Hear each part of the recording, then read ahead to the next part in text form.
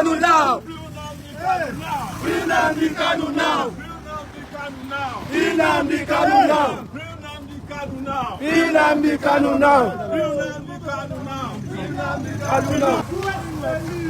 Sowore is a leader, Sowore.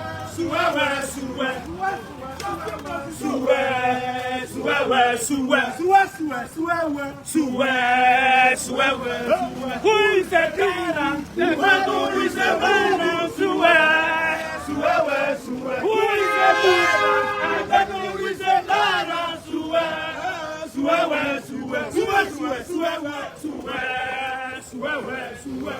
Put it there. Go.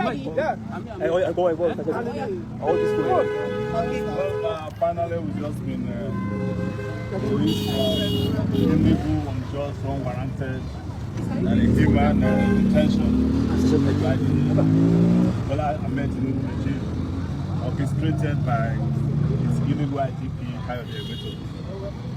and we're heading home. Hopefully. In fact, I'm supposed to be heading to Lagos for protest for tomorrow. We are still checking on the flight. Have you seen the warning from the Lagos State government? They can warn themselves, can't they? They can't warn me about my rights. They are the ones who have to warn themselves about their responsibilities. So, nothing going to stop me. This is not the first time people who are paid to protect have become very likely responsible and only people who exercise their rights. They can't warn me. Okay, now in the build up to the protest, the police had actually issued a warning. They said they will contravene that warning by entering into the restricted zone, which was why the lawyer of Nnamdi Kanu was also arrested. What's the word Nnamdi Kanu is here. But before he speaks, I'm not a lawyer. What I know is that if a court gives an order, and there's a contravention of that order, you go back to the same court to complain to the judge. It's not the job of police to take it upon itself to be enforcing court orders that it had interest in. But even if they don't have interest in it, there was a court order issued by a judge saying don't go to certain areas. If you want to review the order, you go back to the court. If you want to complain that the orders were violated, you go back to the court. So the police, being an irresponsible organization in Nigeria, took laws into its hand. And I can guarantee you that those court orders were never served on us. If you look at the schedule of the court order, it says serve them by Friday. No court order was served on us. But assuming it was served on us, even our courts understand that there are certain areas of boundaries we cannot cross when it comes to fundamental actions. Okay, it's been alleged that the reason why you spent a long time in detention was because you called the Egbeto for a useless item. No, it's not useless. Okay, so what's your word to in terms of the justice system, seeing what played out when you were beaten and handled in the court? It's not the first time. You must have seen a plethora of police attacks since 1992. Some of the police who attacked me had to fight for their retirement benefits a few weeks ago. So it's to also tell the police that are doing it now that they will soon meet their Waterloo. There's no question about that. But most importantly, our goal is to fix the country. We can't be going after small issues, including individuals. The country we want to fix, that's what is on our plate, not this individual police. I cannot be banding words, for instance, with the police PRO, who I know doesn't know his left from his right. I can't be banding words with the IGP, who I know is no longer in the police force. And you cannot be IGP if you are not in the police force. So, and they understand it, that's why they lose their mind. So I have been through about 7 presidents in my lifetime since probably more now, since 1992. Several police IGPs. Some of them have had to help in the course of. Some of them I had to assist where they were even still serving. Yes. So these are not issues that bothers me a lot.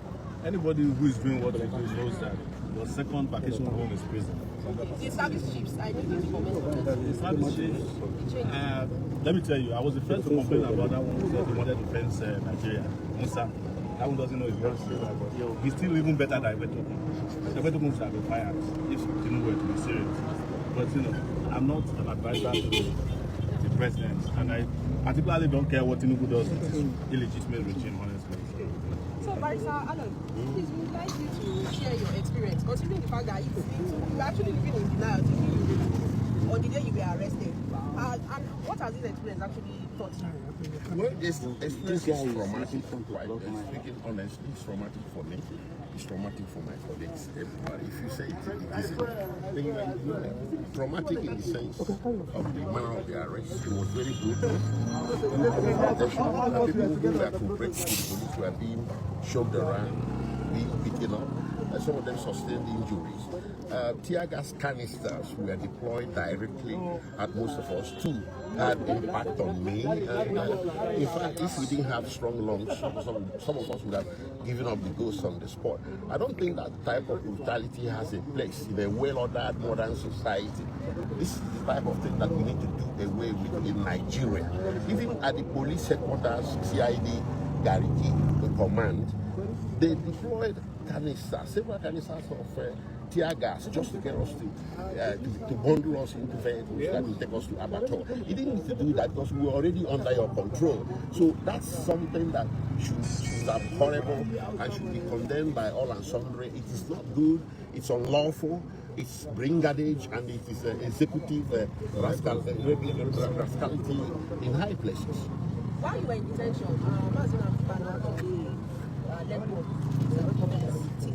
now we are starting to hear that the same what is your opinion? Considering the fact that you also have a where the protest was directed, let me make this clear. The protest was directed against the presidency, not against the judiciary. You know, there are things that come first. If the presidency or the executive branch of government does not put you up for trial, no court has the authority to initiate prosecution against you. So, if you know, it's a question of where to place the blame. I've noticed a lot of understanding as if we are protesting against the court.